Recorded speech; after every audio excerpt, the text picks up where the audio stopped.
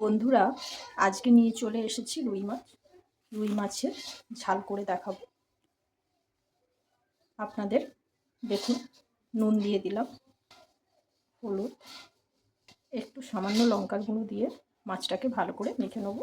মাখিয়ে নিয়েছি, 15 মিনিট রেখে দেবো। পরিমাণ মতো তেল দিয়ে দিলাম। এবার মাছগুলো একসাথে ভেজে নেব।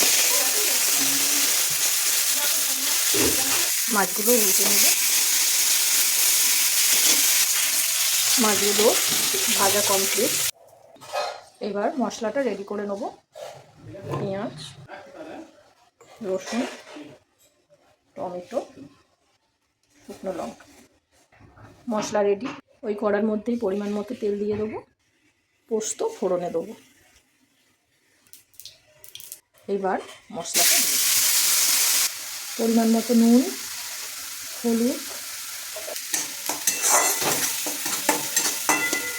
মশলা কষানো রেডি। এবার মিষ্টি ধোয়া জলটা দিয়ে দেবো।